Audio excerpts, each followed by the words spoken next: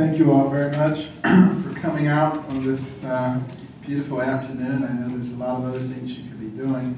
And I'm looking forward to entertaining some of your questions. But for the students out there, I don't want to miss this opportunity to tell you that college is the best time in your life.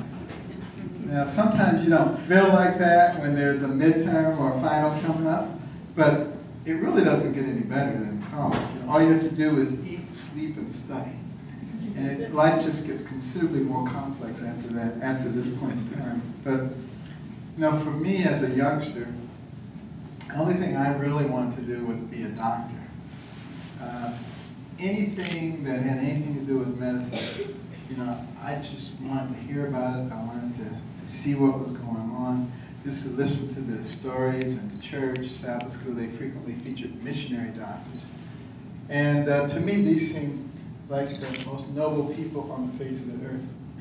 Great personal sacrifice, traveling all over the world, bringing not only physical but mental and spiritual healing to people. I said, how could anybody do anything better than that? That's got to be the epitome of what a human being can do. And that was my dream from the time I was 8 years old until I was 13. At which time, having grown up in dire poverty, I decided I'd rather be rich.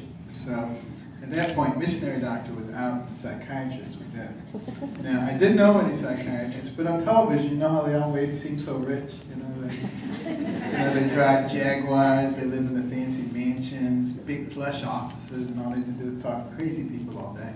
And it seemed like I was doing that anyway, so I said, you know, this is probably going to work out extremely well. And I started reading Psychology Today and learning a lot about behavioral modification and all kinds of psychological entities. And I even became the local shrink. Everybody brought me their problems. All of my classmates, you know, they had a problem. They wanted to sit down and talk to me. And I'd stroke my chin and say, tell me about your mama. But, and then, you know, I was a psychology major in college. You know, that was really a lot of fun because I got to take courses from people like Anna Freud, Sigmund Freud's daughter, and some of the other real luminaries in the field of psychology and psychiatry. And I figured that I was going to become one of the great psychoanalysts of all time. I was always analyzing people. I didn't tell them I was analyzing them, but I would be listening to them and analyzing them and saying, you poor thing. But then I went on to medical school and started taking advanced psych, and I was completely convinced that that's what I was going to do. And then I started meeting a bunch of psychiatrists. Need I say more about that? Now, actually, what I discovered very quickly is what psychiatrists do in real life and what they do on television are two very different things. And they're actually extremely valuable members of the medical community, some of the more intellectual members of the medical community. But it wasn't what I really wanted to do, so I had to stop and say, now what? After spending all those years thinking I was going to be a psychiatrist, now what? Well, I believe God gives everybody special gifts and talents. And I said, what are your special gifts and talents? And as I began to analyze my life, I realized I had a tremendous amount of eye-hand coordination, the ability to think in 3 dimensions. I was a very careful person and never knocked things over and said, oops, which is a good characteristic for a brain surgeon. And, you know, I love dissecting things. Now that coupled with my interest in the brain, I said, a brain surgeon. I think, of course, that's exactly what you should be. And a lot of people thought that was a strange ideal.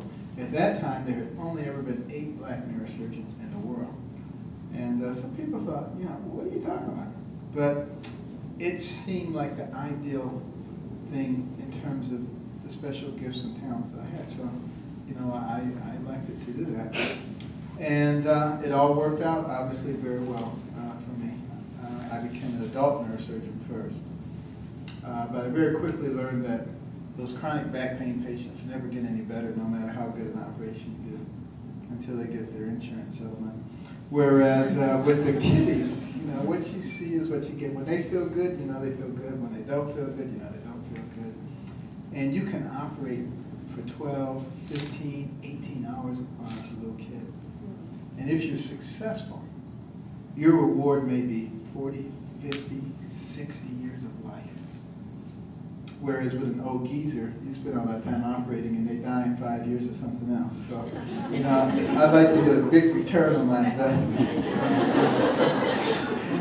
No, I'm just kidding. I like old people.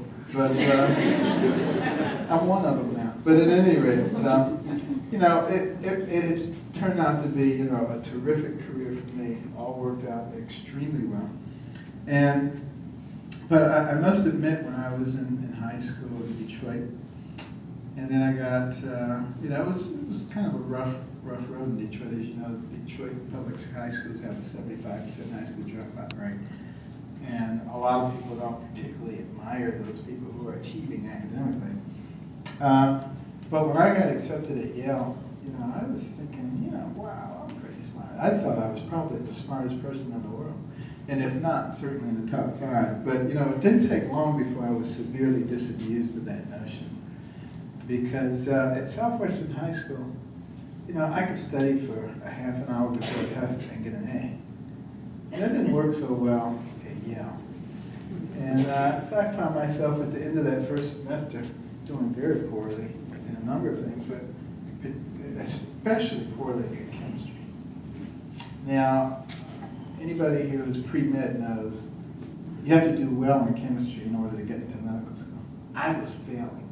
I was so far down that if I got an A on the final exam, I would still fail. That's how bad it was. So, you know, it looked almost hopeless, but the professor, in his great humanity, or his cruelty, I'm not sure which, he said, I will give anybody who's failed the course double credit for their final exam.